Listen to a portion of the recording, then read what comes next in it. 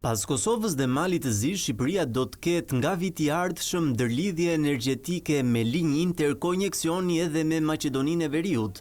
Punimet janë në një fazë që pothuajse kanë mbaruar punimet civile, do fillojnë së shpejti punimet elektromekanike dhe transformatorët e fuqisë janë prodhuar, janë rrugë dhe temin nga shtatori duhet jenë të montuar.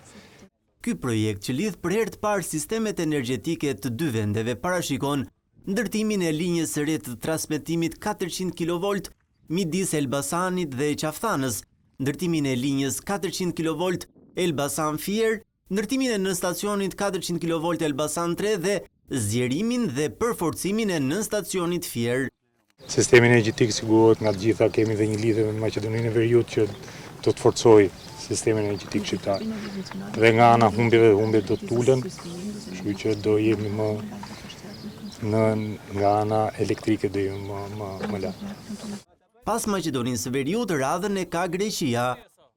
Jemi në faza duke u trajtuar, duke u bërë edhe studimi fizibilitetit për linjën Shqipëri-Greqi dhe ne arrim si shtet shqiptar të lidhemi me linjë 400 kV me të gjithë fqinjet tanë.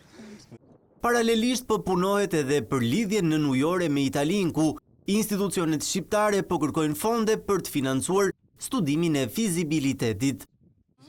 Janë në fazat e para, por besoj se ritmi është i duhuri dhe shumë shpejt do kalohet edhe në diskutime teknike për këtë çështje.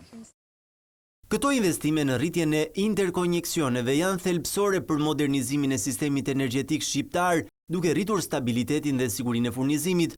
Ato gjithashtu i hapin rrugë Shqipërisë drejt integrimit plot në tregun energjetik evropian dhe zhvillimit të mëtejshëm të burimeve të rinovueshme.